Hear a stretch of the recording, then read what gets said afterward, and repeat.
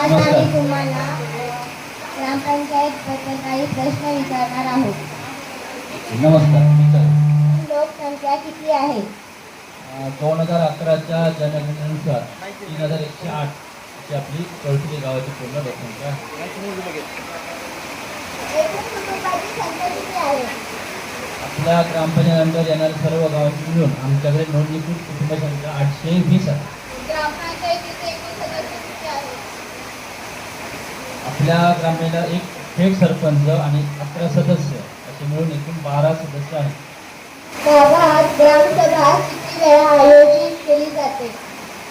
Regular आपल्या ग्रामसभा 4 असतात वर्षातून, आणि आज ग्रामसभा ह्या शासनाच्या आदेशानुसार वेळोवेळी लावल्या जातात. ग्रामसभेला नागरिकांचा प्रतिसाद कसा असतो? ग्रामसभेला नागरिकांचा प्रतिसाद खूप चांगला असतो. गावात पिण्याच्या पाण्याची व्यवस्था कशी आहे? गावात पिण्याची पाण्याची व्यवस्था आमच्या नळ आहे. ग्रामपंचायतीच्या लोकांच्या खाजगी विहिरी आहेत, बोरवेल आहेत, त्यातून आपल्याला पाणी पुरवठा गावाला केला जातो. पाणी पुरवठा नियमित होतो का? पाणी पुरवठा आपला सुरळीत आणि नियमित आहे. प्रत्येक घरात शौचालय आहे का? आपलं गाव यापूर्वी खाजगी मुक्त झालेलं आहे, त्यामुळे सर्व घरांना वैयक्तिक शौचालय आहेत आणि काही ठिकाणी सार्वजनिक शौचालयातून बांधलेलं आहे. घनकचरा व्यवस्थापनाची व्यवस्था कशी केली जाते? आपल्या गावात कचऱ्याचा तेवढा प्रश्न येत नाही, तरी प्रत्येक कुटुंब आपलं घनकचरा आणि सांडपाणी व्यवस्थापन स्वतः आपल्या परसबागेत करतो. स्वच्छ भारत अभियानांतर्गत कोणती कामे झाली आहेत? स्वच्छ भारत अभियानांतर्गत आपण सार्वजनिक शौचालय बांधलेले आहेत, प्लास्टिक कचरा संकलन शेड दिलेले आहेत, कंपोस्ट खड्डे केलेले आहेत, कचरा गोळा करण्यासाठी आमदार निधीतून आपल्याला घंटा गाडी मिळालेली आहे. गावात कोणत्या शाळा उपलब्ध आहेत? माध्यमिक आपलं हायस्कूल आहे. शाळेत आवश्यक सुविधा उपलब्ध आहेत का? शाळांना आपण त्यांच्या मागणीनुसार स्वच्छतागृहाची सोय करून दिलेली आहे, पिण्याची पाण्याची सोय करून दिलेली आहे. तसेच शाळा आणि अंगणवाडी आपण लहान मुलांना खेळण्यासाठी खेळणी दिलेली आहे. इतर त्यांना आवश्यक जे साहित्य असेल ते आपण त्यावेळी पुरवलेलं आहे. ग्रामपंचायत मार्फत शाळेंना कोणकोणत्या सुविधा पुरवल्या जातात? शाळांची जशी मागणी येईल तसं आपण त्यांना साहित्य पुरवलेलं आहे. त्यामध्ये खेळणी दिलेली आहे, स्वच्छतागृह आहे, पाण्याची सोय आहे, वाचनालयाची सोय आपण आता करत आहोत. अशी वेगवेगळी प्रकारचे उपक्रम आपण शाळेत राबवतो. गावात आरोग्य उपकेंद्र किंवा दवाखाना आहे का? आपल्या गावात प्राथमिक आरोग्य केंद्र आहे आणि उपकेंद्रही आहे, त्यातून नागरिकांच्या आरोग्याची व्यवस्था केली जाते. लसीकरण व आरोग्य तपासणी नियमित होते का? आपली PSC असल्यामुळे त्या ठिकाणी वेळोवेळी लसीकरण आणि लोकांची आरोग्य तपासणी होत असते. त्या ठिकाणी डॉक्टर आपले उपलब्ध आहेत. गावात प्रमुख आरोग्य समस्या कोणत्या आहेत?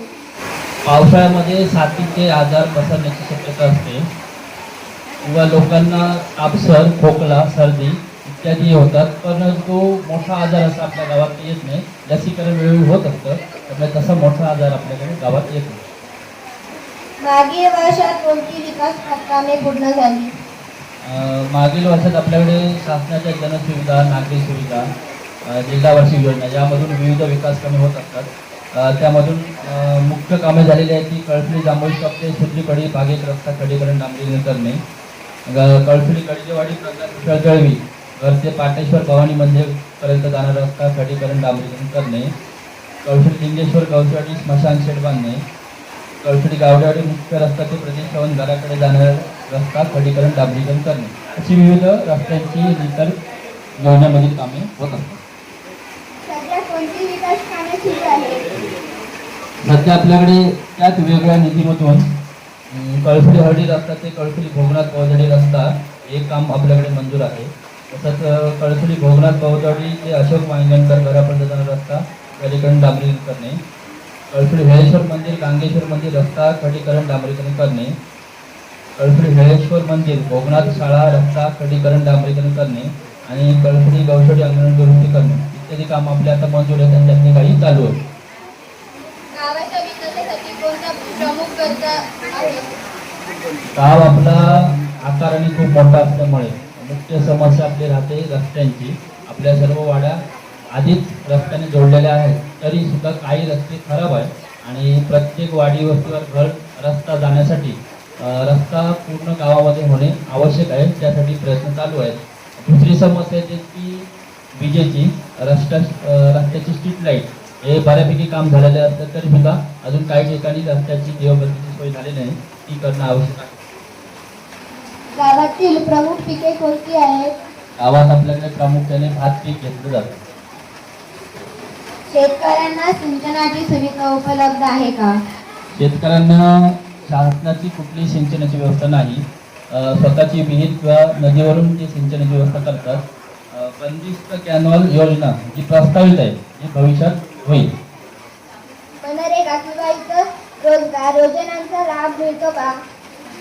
महात्मा गांधी राष्ट्रीय रोजगार हमी योजना ज्याचंच नाव आता जी रामजी असं झालेलं आहे त्यामधून प्रधानमंत्री आवास योजनेच्या घरकुलांना मस्टरद्वारे आर्थिक लाभ मिळतो. त्यामध्ये ते मजुरी म्हणून काम करतात. मागील वर्षापासून प्रधानमंत्री आवास योजनेमधून आपल्याकडे 29 घरं मंजूर होती. त्यातले 25 घरं बांधून पूर्ण झालेली आहेत आणि 25 जणांना निवाऱ्याची सोय झालेली आहे. तसेच जिल्हा परिषदच्या शासनाच्या विविध वैयक्तिक लाभाची योजना घरघंटी असेल, शिलाई मशीन असेल, कृषीच्या योजना असतील, फळबाग लागवड असेल अशा वेगवेगळ्या योजनांमधून लोकांना त्याचा लाभ होतो. योजना राबवताना कोणत्या अडचणी येतात? आता सर्वच योजना ऑनलाईन सिस्टीममध्ये केल्या जातात. तर प्रामुख्याने जी अडचण येते की आपल्याकडे इंटरनेट जरा कमी असल्यामुळे प्रत्येक योजनेला जिओ टॅगिंग करावं लागतं. त्यामध्ये जिओ टॅगिंगसाठी इंटरनेट आवश्यक असतं ते मिळत नाही. त्यामुळे गावात जिथे जिथे योजना आहे तिथे जिओ टॅग करताना प्रॉब्लेम होतो. इंटरनेटचा प्रश्न. ग्रामपंचायतीमार्फत नागरिकांच्या तक्रारींचे निवारण कसे केले जाते? आपल्या गावात वाद आधी कमी आहे पण जे काय असतील ते ग्रामपंचायत किंवा तंटमुक्त समिती यांच्यामार्फत समन्वयातून साधून आपसात चर्चा करून संवाद साधून वाद मिटेल अशासाठी प्रयत्न केले जातात. गावाची प्रमुख ताकद काय आहे? गावाची प्रमुख ताकद हे गावातील लोक आहेत सर्व आणि तुम्ही तरुण मंडळी सर्व आहे. गावातील प्रमुख समस्या कोणत्या आहेत? गावातील प्रमुख समस्या मगाशी बोललो त्यामुळे रस्त्याची एक समस्या आहे की आता रस्त्यासाठी हस्तांतर पत्र करून घेतली जातात. आपल्याकडे सामायिक सातबारा असतात त्यामुळे विकास कमी करताना जमिनीचे कागद सहज उपलब्ध होत नाही. ही एक प्रामुख्याने समस्या येते. तसंच शासनाचा निधी हा कधी कधी कमी पडल्यामुळे एखादे विकास काम आवश्यक असतं ते आपल्याला राबवताना अडचण येत राहते. त्या समस्यावर उपाय म्हणून कोणत्या सूचना देता येतील? आपल्याकडे ज्या समस्या आहेत त्यावर शासनाकडे वेळोवेळी मार्गदर्शन मागून त्यांच्या सूचनेप्रमाणे त्यावर मार्गक्रमण करता येईल. ग्रामपंचायतीकडून भविष्यातील विकास आराखडा काय आहे? आपण दरवर्षी ग्रामपंचायतीचा विकास आराखडा बनवतो. मागील 5 वर्षात आपण 15 वित्त आयोग या केंद्राच्या निधीमधून आपण आराखडा बनवत होतो. चालू वर्षापासून 2026-27 पासून 16 वित्त आयोग या केंद्राच्या निधीमधून आपण आराखडा बनवणार आहोत. तुम्ही आम्हाला सर्व प्रश्नांची योग्यपणे उत्तरे दिल्याबद्दल तुमचे खूप खूप आभार. तुमचे खूप खूप आभार.